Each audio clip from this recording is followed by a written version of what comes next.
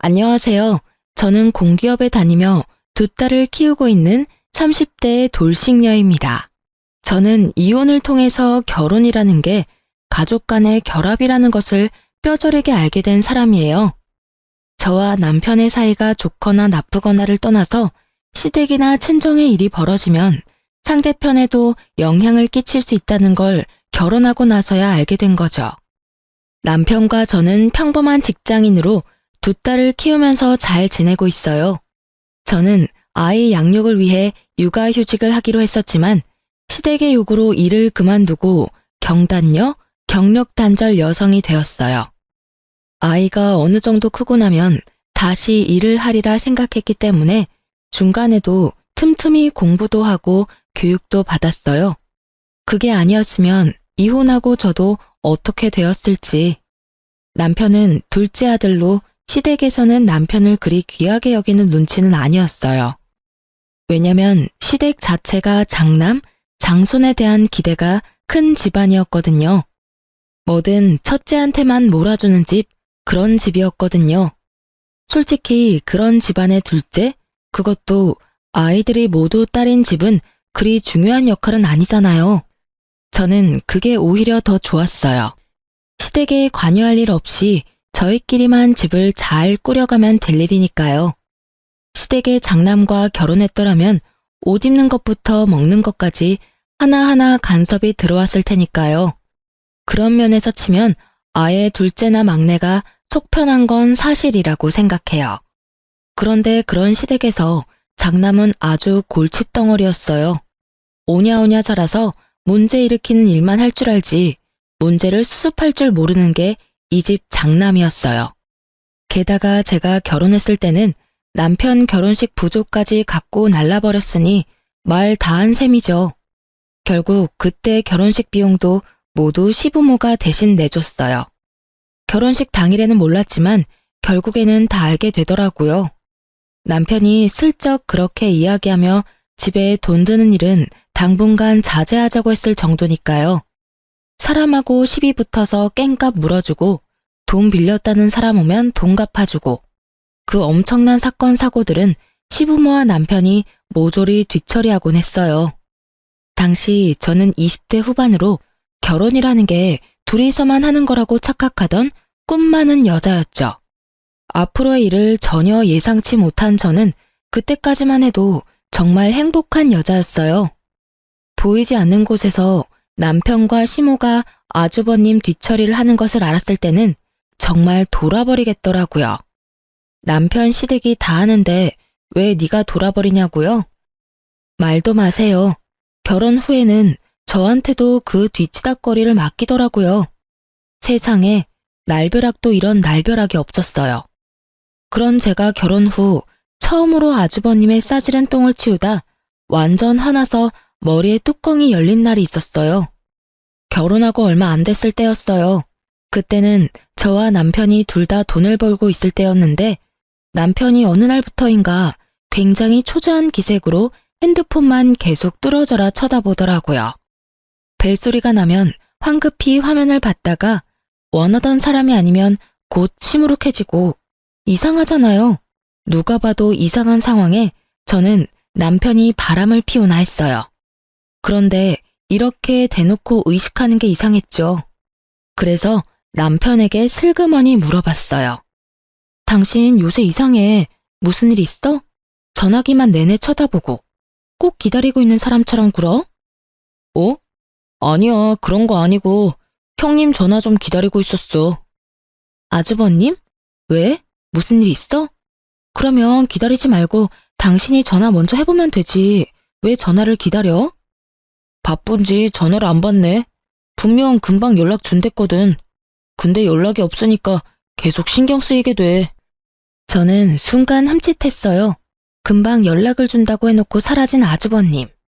남편에게 듣던 아주버님의 사고 후 행동과 동일했거든요.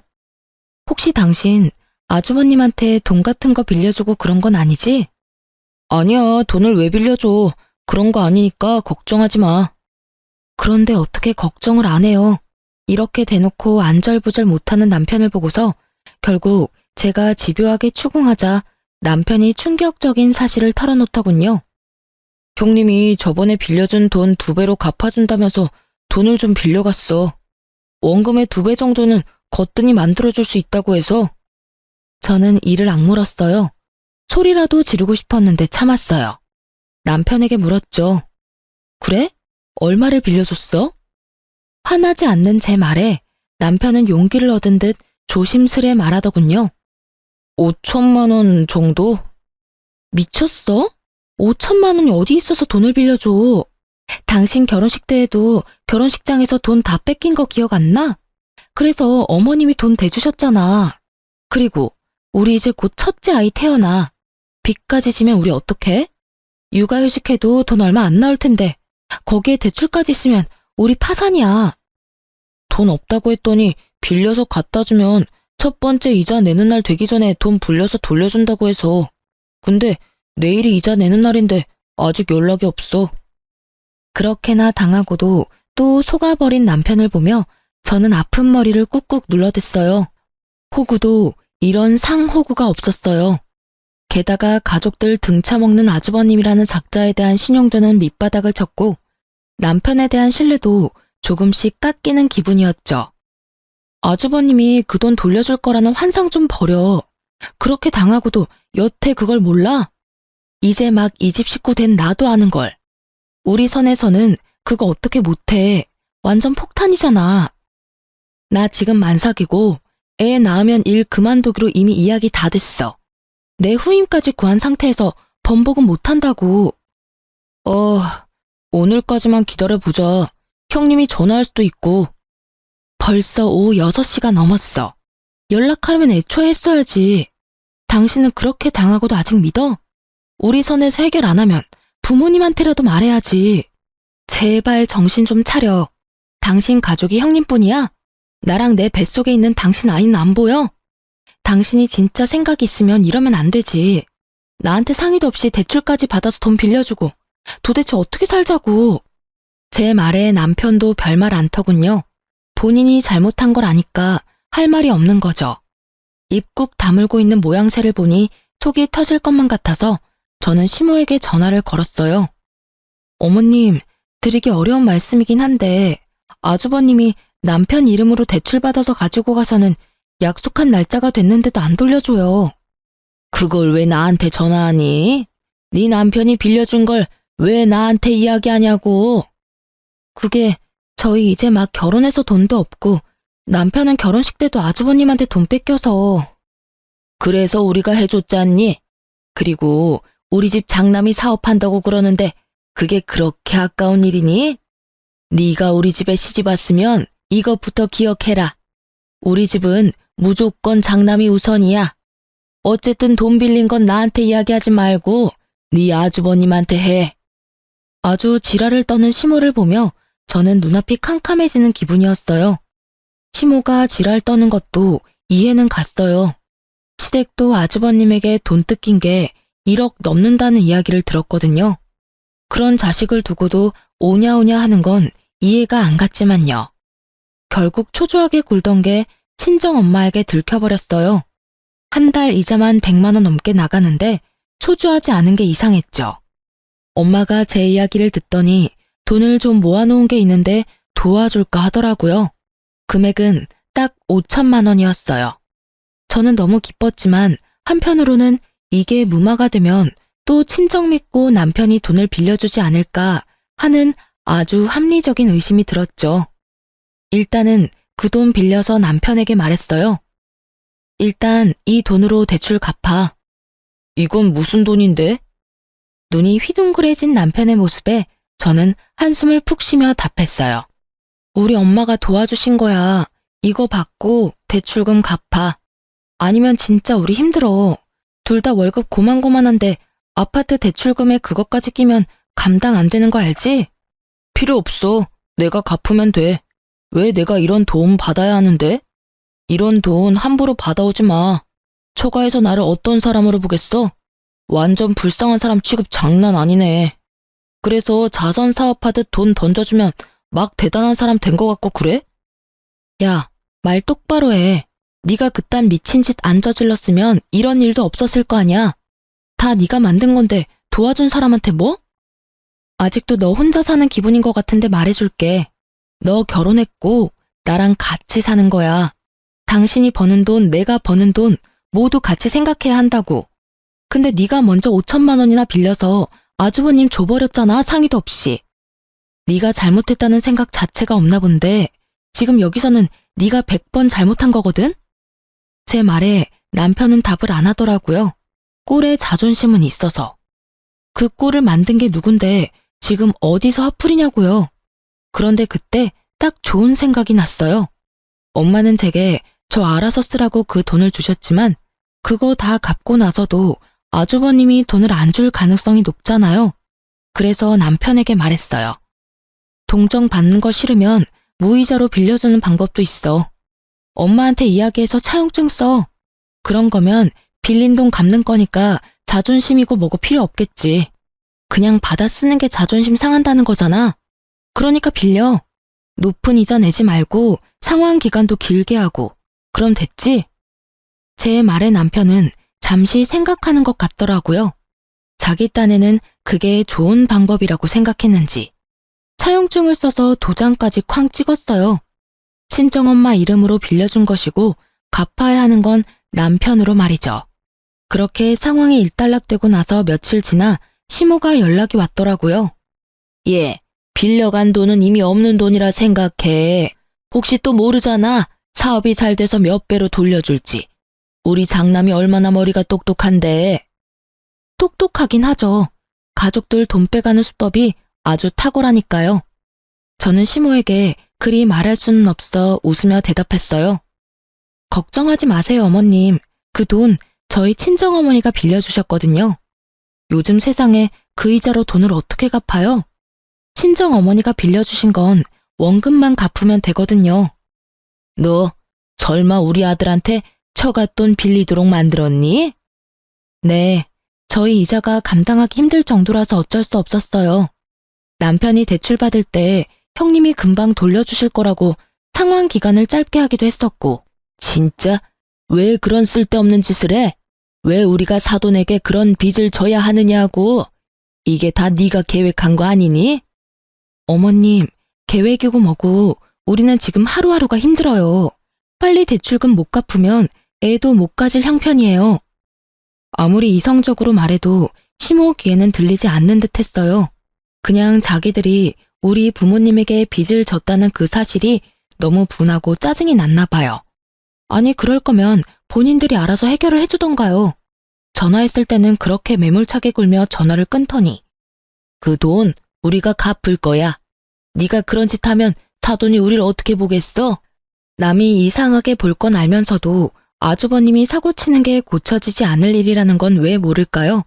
그 말하고 시모는 있는 돈 없는 돈 다 끌어모아 결국은 2천만 원을 모아서 주더군요. 그 돈은 남편이 받아서 저희 친정어머니에게 돌려줬고요. 어머니는 그 돈 받고 엄청 떨떠름한 표정이었어요. 예, 너희 금방 이렇게 갚을 거면 내가 괜한 참견한 거 아니니? 아니야, 우리가 급한 불 꺼줬다고 시어머니가 돈 마련해서 조금이라도 갚으려고 하는 거야. 받아서 다시 모아도 언젠가 쓸 일 있겠지. 그 일이 있고 나서부터는 남편도 시모도 저에게는 돈 이야기는 일절하지 않더라고요. 아주버님이 도망가서 집안에 문제 생길 일도 없었지만 간혹 아주버님과 돈 문제로 얽힌 사람들이 집에 찾아오면 저한테 뒤치다꺼리를 맡기지는 않았어요. 또 그런 일 당하기는 싫었을 테니까요. 어쨌든 그 뒤로 저는 좀 편안해졌죠. 그리고 그날 이후로 저희는 경제권을 나눴어요. 합치는 건 무리라고 생각했거든요. 나중에 덤탱이 쓰는 건 질색이니까요. 평온한 날들이 계속되자 둘째가 생겼고 저는 경단녀로 지내며 공부를 하고 있었죠. 전 직장으로 다시 돌아갈 수는 없으니 다른 곳을 노리기 위해서 공부를 했어요. 그간 남편이 우리 집에 갚은 돈은 얼마 되지 않았죠. 장모에게 빌린 돈이 달콤하긴 했는지 갚을 생각이 전혀 없더라고요. 그러면서 그딴 싸구려 자존심은 왜 세웠는지.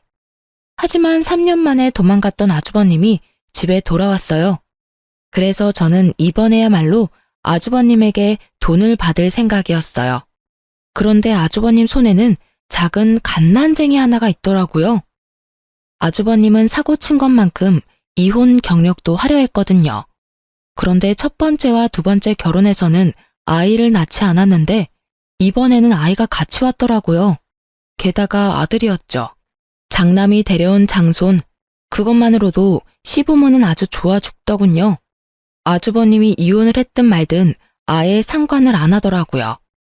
시부모님이 불려서 간 그날 시댁은 아주 잔칫날처럼 푸짐하더라고요.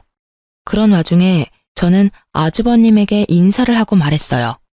아주버님, 이제 그만 저희 남편한테 빌린 돈 갚아주세요. 저희 남편 아직도 그 돈 갚으면서 힘들게 살거든요. 남편이 말하지 못할 걸 예상하고 제가 말한 거였어요. 그런데 아주버님이 눈을 동그랗게 뜨더니 저한테 이렇게 말하더군요.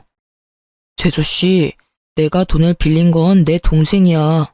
엄마도 동생도 나한테 돈 돌려달라고 안 하는데 왜 제주씨가 나한테 돈을 달라고 요구해? 내가 제주씨한테 돈 빌린 건 아니잖아? 아주버님 말에 저는 기가 찼어요. 아주 개소리를 정성스레 하는 꼴을 보니 확 열을 받았죠. 윗사람이든 뭐든 그래도 할 말은 해야겠더라고요. 네, 그 돈 남편이 빌려드렸죠. 근데 그 돈 저희 친정 어머님이 남편한테 빌려줬거든요. 그러니까 갚으셔야죠.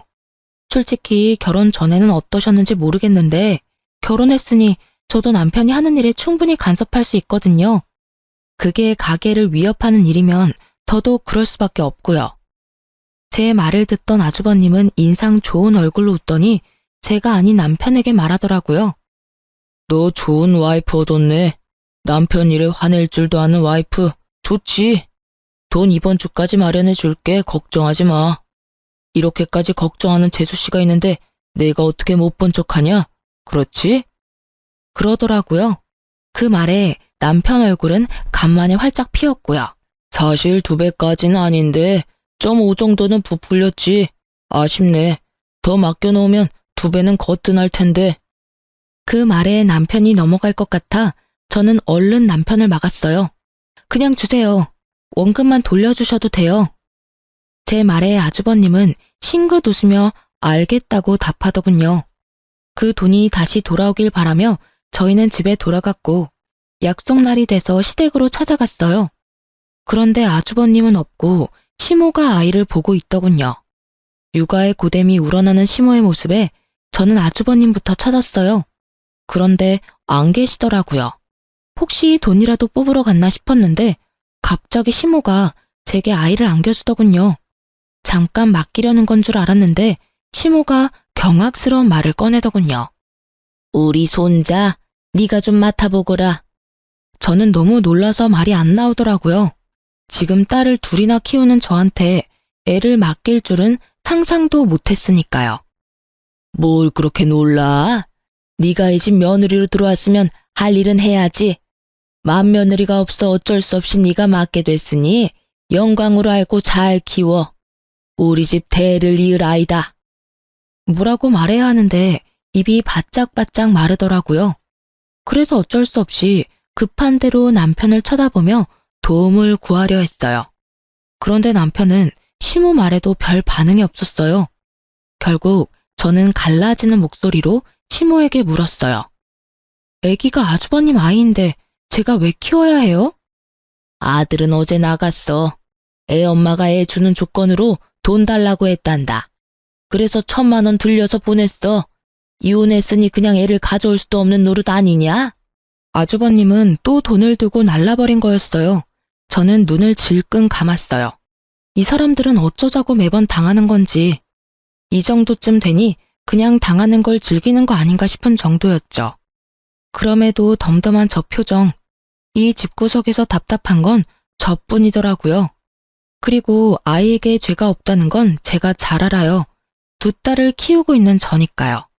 그런데 그렇다고 제가 그 아이를 맡아 키워야 할 이유가 대체 어딨냐고요? 어머님, 저는 그 애 못 키워요.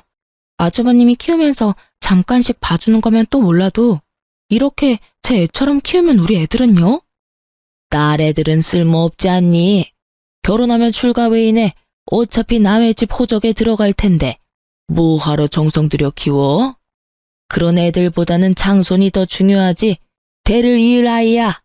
너처럼 안일하게 생각하며 키우는 건 말도 안 돼. 뭐든 좋은 걸로 해먹이고 해입히고 그래야 하는 법이야. 어머님, 저도 제 자식들 키우느라 힘들어요. 어떻게 남의 자식을 저한테 그렇게 당연하듯 떠넘기세요? 제가 10살이는 버티려면 버티겠는데 애를 하나 더 키우라는 건 못하겠어요. 지금 이게 말이 되는 일이에요?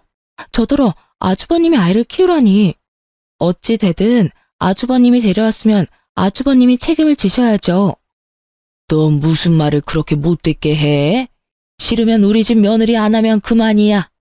내가 떠넘기는 걸로 보여? 장손을 키우는 게 떠넘겨서 될 일로 보이니? 그리고 우리 장남이 뭐가 어때서? 그깟 돈 몇 푼 때문에 우리 아들을 그렇게 못 살게 굴고 사업 자금이라잖니? 그냥 두면 될 걸 왜 들쑤시고 난리야? 아이고, 돈 빌려줬다고 유세하는 거냐? 어? 그래서 우리 아들한테 빚쟁이처럼 돈 내놓으라고 난리를 쳤어? 집에 오랜만에 온 애 여독을 못 풀게 하고 쫓아보내듯이 한 게 누군데? 그러면 아주버님이 잘했다는 말이에요? 아니, 어느 집구석이 매번 돈만 가져가서 도망치는 자식을 가만히 내버려둬요.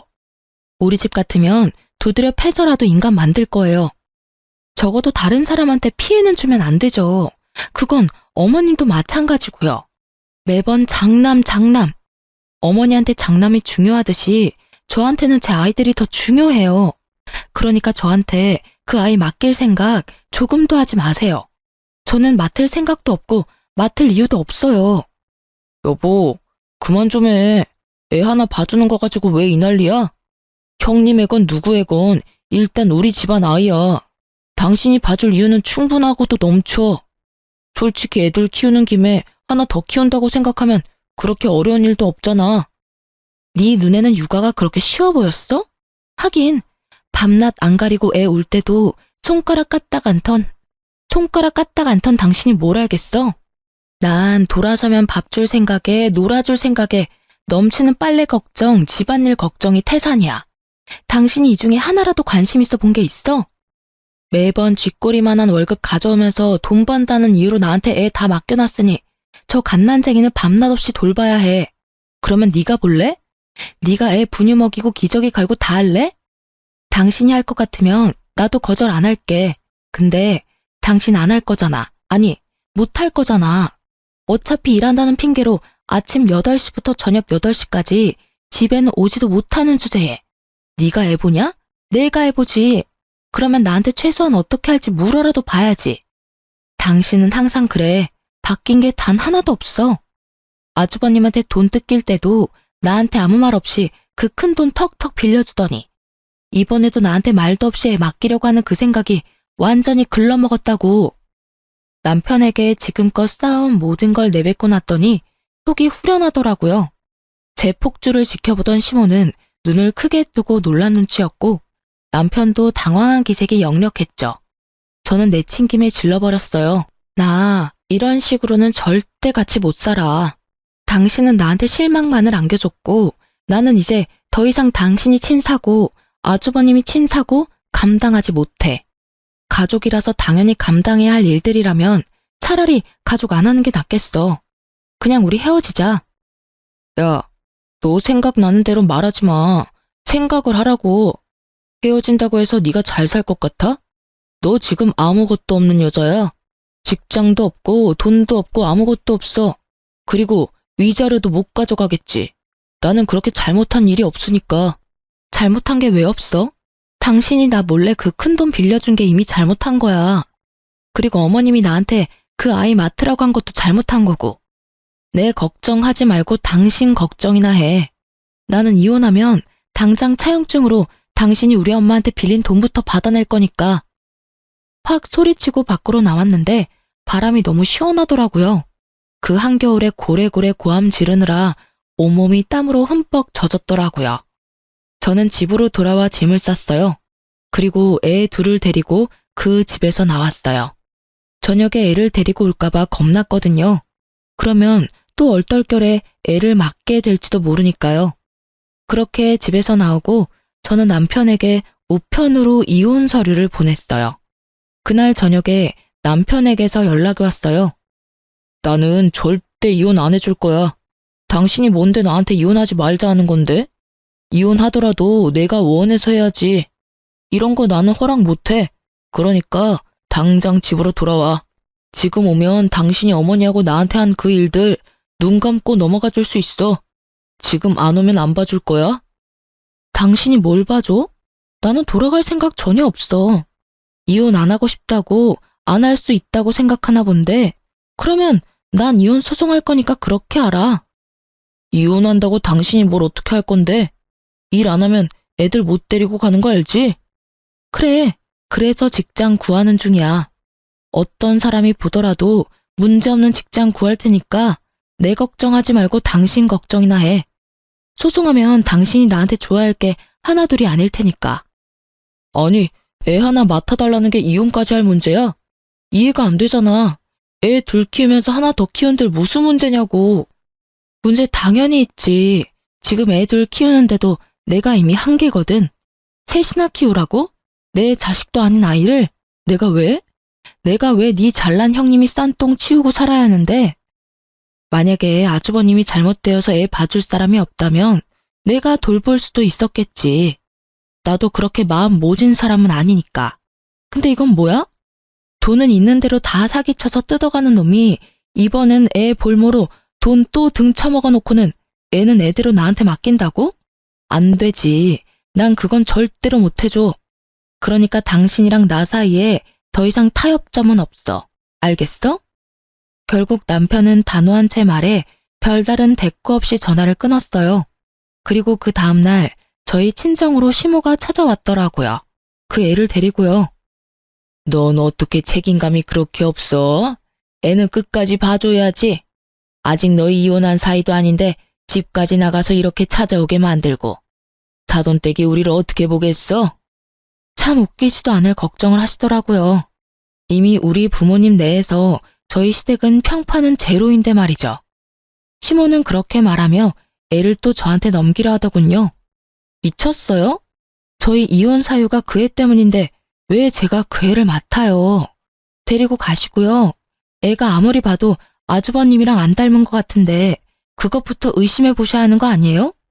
이혼하고 얼마 안 돼서 애 낳았다면 몰라도 이미 이혼하고 한참 지났는데 아주버님 애가 아닐 수도 있는 거죠. 제 말에 시모가 흠칫 놀란 얼굴을 하더라고요. 하긴 자기도 장남한테 그만큼 당했으니 이제는 장남의 수법을 알 때도 됐겠죠. 저는 처음부터 의심하던 것을 말했을 뿐이었고 처음으로 그럴 수도 있겠다고 생각한 건 시모였죠. 시모는 제 말에 다른 반박도 없이 황급히 애를 데리고 나가더군요. 저는 이제 더 이상 아무 상관도 하고 싶지 않았어요. 그냥 이대로 저한테서 꺼져줬으면 하는 바람뿐이었죠. 그 모양을 보던 저희 친정어머니는 시모가 나가고 나서는 소금까지 뿌릴 정도였으니까요. 물론 나중에 다 치우긴 했지만요. 친정 부모님은 시모의 그 모습을 보고는 이혼 잘 생각했다고 아예 격려를 해주었죠. 그리고 남편이 이혼 서류를 끌어안고 작성해주지 않고 시간만 끄는 동안 부모님의 육아 도움으로 공기업에 입사할 수 있었어요. 이혼 직전에 직장을 가지게 돼서 너무 좋았어요. 그렇게 저에게는 좋은 일들이 하나둘씩 일어나고 있을 때 시댁은 난리도 아니었더라고요. 아이가 아주버님과 닮지 않았다는 말에 시모는 그 길로 가족 확인 검사를 했나 보더라고요. 친자 확인을 하려니 아주버님이 안 계셨잖아요. 그래서 가족 확인을 했는데 전혀 다른 핏줄이었던 거죠. 혈연 관계가 1도 없는. 결국 띵받은 시모는 돈을 갖고 날라도 찾지 않았던 아주버님을 애가타게 찾으며 다녔다고 하더라고요. 그런데 쉽게 찾을 수 있을 리는 없잖아요. 그러자 아예 대상을 바꿨더라고요. 애를 맡긴 세 번째 맏며느리를 찾아가기로 한 거죠. 그쪽은 생각보다 쉽게 찾았다고 해요. 그런데 거긴 거기 나름대로 문제가 있었더라고요. 시부모가 겨우 맏며느리 찾아서 애 돌려주면서 아들한테서 받아간 1,000만 원을 달라고 했나 보더라고요. 그런데 그 맏며느리가 도리어 열받아서 소리치며 무슨 돈이냐며 이혼 위자료나 내놓으라며 난리를 쳤다더군요. 알고 보니 그 아이는 맏며느리가 지금 만나고 있는 남자와의 사이에서 낳은 아이였는데 아주버님이 그 애 데리고 우리 집 가면 돈을 받을 수 있을 거라며 그 돈 받아서 위자료로 주겠다고 했나 봐요. 그렇게 애를 맡겼는데 애도 남자도 돌아오지 않아 애가 탔나 보더라고요. 그렇다고 시댁 가서 애를 데려올 수도 없는 노릇이잖아요. 어차피 돈을 받아갔으니 자기도 한통 속으로 몰릴 것 같고. 그렇게 고민하던 차에 시부모가 직접 왔으니 차라리 잘 됐다 싶은 거죠. 애도 돌려받고 도망간 아주버님 대신에 시부모에게 위자료를 대신 받을 수 있다고 생각했던 것 같아요. 근데 그 세 번째 맏며느리와 그 맏며느리의 무서운 남자친구 때문에 시부모님은 결국 위자료에다가 애까지 납치했다는 이유로 돈을 더 뜯어내 갔다더군요. 그 이야기를 전해 듣는데 참 조금 있으면 그 집과 인연을 끊을 수 있다는 게 참 다행이라는 생각이 들더군요. 만약 이혼 진행 중이 아니었으면 저 꼴을 당하며 스트레스까지 받았을 것이고 결국에는 뒤치다꺼리해야 할지도 모르니까요. 그리고 남편도 아주버님이 친 사고 때문에 곤란한 건 마찬가지였어요. 당신 엄마가 빌려준 돈 빨리 갚아줄래? 5천만 원 빌려가서 2천만 원 갚았으니까 3천만 원은 돌려줘야지. 갑자기 진짜 빚쟁이처럼 굴 거야? 당신도 알잖아. 나 돈 없어. 어차피 버는 것도 얼마 안 되는데 그냥 날 팔아서 가지고 가, 응? 그게 더 빠르겠다. 그럴 필요 뭐 있어? 그냥 대출해. 아주버님한테는 대출도 잘해주더니. 왜? 장모한테 빌린 건 대출하기가 싫어? 그런 거 아니야. 대출은 웬만하면 안 하려고 그러는 거지. 그래? 그러면 이거 없던 걸로 하고 당신 살고 있는 우리 신혼집 나한테 줄래? 어차피 그 집 비싸지도 않잖아. 당신이 엄마한테 빌린 돈, 우리 재산 분할금, 위자료 다 합치면 집 금액 정도는 나올 것 같은데 어때? 그럼 난 어디서 살라고? 시댁에 가서 살든 방을 빌려서 살든 나야 상관없는 일이잖아. 당신이 알아서 해야지. 그래서 어떡할래? 그 돈 빨리 갚을래? 아니면 이혼 소송 때 집 가져올까? 결국 시댁에 가는 건 싫었는지 남편은 대출받아서 제게 돈을 갚아줬어요. 저는 그걸 엄마에게 줬는데 엄마는 그거랑 저번에 시모에게 받았던 2천만 원을 같이 주면서 이번에 이혼하고 받게 되는 돈이랑 합쳐서 새 집을 얻으라고 하더라고요. 모자라면 엄마 아버지가 더 지원해 주겠다고요. 친정 부모님께 정말 고마웠어요. 그렇게 이혼이 완료되고 저는 아이들을 둘 다 데려올 수 있었어요. 직장 다니면서 아이는 친정 부모님이 봐주는 생활을 하다 보니 매번 도움을 주는 부모님께 뭐라도 해드리고 싶은 마음이 들었어요. 그래서 아주 비싼 일식 횟집을 예약했어요. 두 분께 드릴 선물까지 모두 산 상태였죠. 그날은 약속 시간 전 제가 너무 일찍 도착했어요. 부모님은 아이들을 픽업해서 같이 오기로 해서 저부터 들어가서 앉아 있기로 했거든요. 그날따라 일에 찌들어서 그런지 옷이며 화장이 그리 잘 받지 않아서 좀 찌들어 보였지만 그래도 잘 보일 사람 없다는 생각에 별 생각 없이 횟집 앞에서 기다리고 있었어요. 예약 시간보다 너무 일찍 와서 들어가기 못했거든요. 그런데 그때 가게 밖으로 누군가 나오더라고요. 바로 전시모였어요. 이혼 후 한 번도 만난 적 없었는데 여기서 만날 줄이야. 그런데 전시모는 그 횟집 직원 앞치마를 하고 있더라고요. 여기서 일을 하고 있나 싶었는데 전시모가 저를 발견하고는 한껏 비웃음을 띠면서 저한테 다가오더니 그러더군요. 너 여기 구인 광고 보고 왔니? 그래, 이혼하고 나가보니 살기 어렵지? 할 줄 아는 거 없는 네가 뭘 하겠어. 이런 데서 설거지라도 해야지. 안 그래? 근데 너 여기서 일 못할 거야. 내가 너 일 못하게 막을 거거든. 너 때문에 우리 집 풍비박산 난 거 생각하면 지금도 치가 떨려서 잠이 안 와. 제대로 착각하고 있더라고요. 제 몰골이 그러한 탓에 어쩔 수 없는 일이긴 했지만 그래도 이렇게 사람을 노상해서 매도하는 건 예의가 아니죠. 저도 그런 소리 듣고 참을 사람도 아니었고요. 죄송한데 제가 왜 그 집을 난장판 만들었다고 생각하세요? 원래부터 그 집안이 난장판이었는데 저한테 책임 전가하는 거 이제 그만두세요. 이제 저희 남남이에요. 무슨 일이 있든 간에 그쪽 일은 그쪽 일이라고요. 책임 전가가 아니라 실제로 너한테 책임이 있지. 네가 우리 장남을 그렇게 몰아가지만 않았어도 걔가 그런 일을 했을 리가 없다고. 너 때문에 우리 아들이 지금 무슨 꼴을 당하고 있는 줄 아니? 둘째는 위자료에 대출금 갚느라고 빚에 허덕이면서 투잡까지 뛰느라 몸이 완전히 다 상했어. 그 집 하나 살려보려고 그러는데 집에 들어오라고 해도 안 들어온다지. 이게 네 탓이 아니면 누구 탓이야? 이혼하려면 조용히 할 것이지 아주 사람을 골수까지 빼먹어? 아주 덮어놓고 제 탓을 하는데 웃기지도 않더군요. 제 자식 잘못은 싹 덮어놓고 무고한 사람을 몰고 가다니. 참 여전히 기분 나쁜 사람이었어요. 입은 비뚤어졌어도 말은 바로 하라고. 골수까지 빼먹은 사람 저 말하는 거 맞아요? 그 집 장남 말하는 거 아니고요. 참 이 상황까지 돼서도 그 장남 사랑은 여전하시네요. 저한테 뭐라 하지 마세요. 그 집에서 지금 벌어진 일들은 모두 당신들이 다 자초한 일이에요. 솔직히 저는 가족이라는 이유로 매번 당해야 했던 입장이고요. 그런데 제가 왜 이혼까지 다 한 마당에 그런 이야기를 여기서 들어야 하죠? 너 여기 온 김에 내가 다 까발리고 너 여기서 일 못하게 하려고 그런다. 왜? 너처럼 배은망덕하고 싹수 없는 년은 어딜 가서도 일 못해. 알아들어? 우리 장남은 지금 감옥에서 마음고생하며 힘들게 살고 있는데 네가 마음 편하게 살 수 있을 줄 알아? 난 절대 그렇게 못해줘. 네 인생도 우리 장남처럼 힘들게 만들어줄 거다. 이야기는 들었었어요. 아주버님이 사기죄로 감옥에 들어갔다는 이야기요. 있지도 않은 사업하겠답시고 여기저기 투자금 받아서 나르고 뭐 그런 식으로 사기쳐서 들어간 거더라고요. 딱 자기 인생 그대로 살다가 결국에는 진짜 감옥에 간 거죠.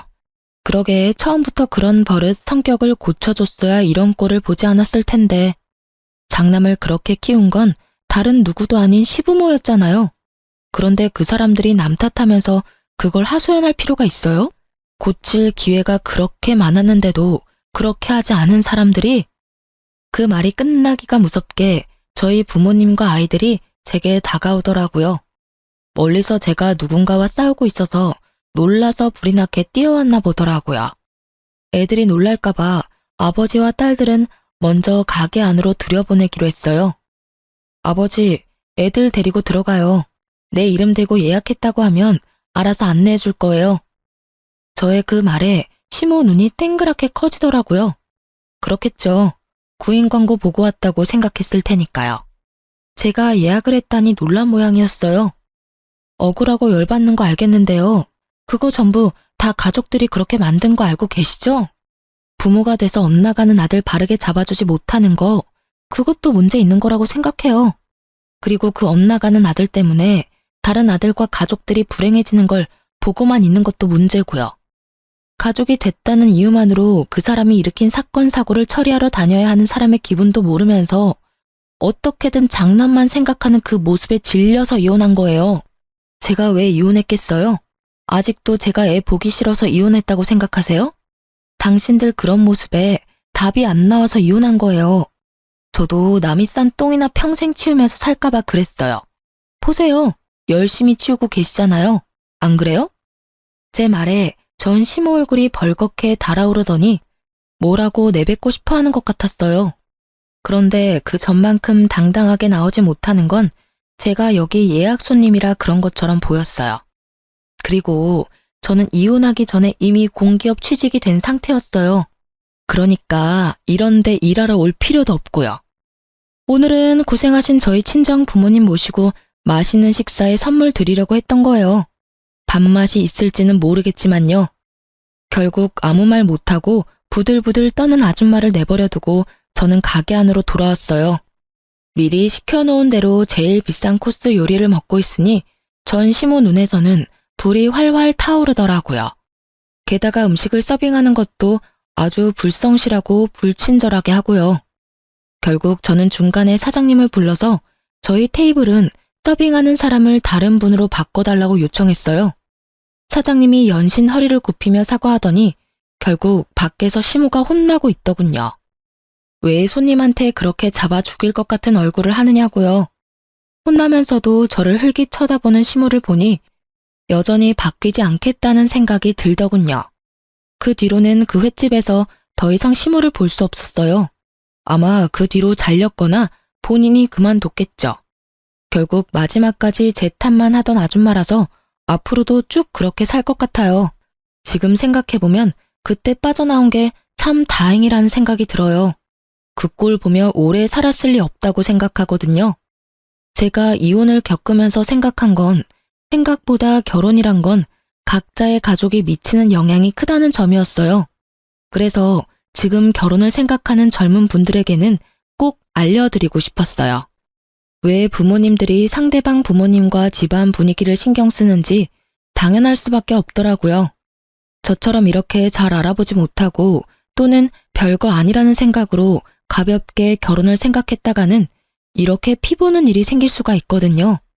저희 부모님도 제 결혼 때 신경을 쓰긴 했지만 그때는 아주버님의 그런 행각들을 모두 제대로 알고 있었던 게 아니었으니까요. 만약 알아볼 수 있다면 최대한 상세히 알아보고 결혼하는 것이 좋아요. 그리고 결혼을 하신 분들이라면 최대한 거리를 두시는 게 좋을 거라고 말씀드리고 싶네요.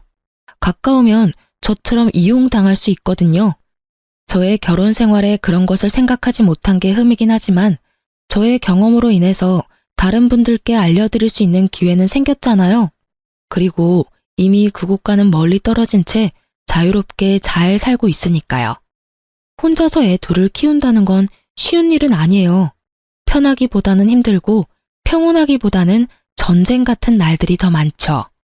그렇지만 확실한 건 다른 사람이 친 사고로 제가 고통받는 일은 없다는 게 중요한 거죠. 글을 쓰다 보니 참 저도 대단한 집에 있었다 싶네요. 글 읽으면서 답답하게 느끼셨다면 안심하세요. 저는 지금은 전혀 그렇지 않으니까요.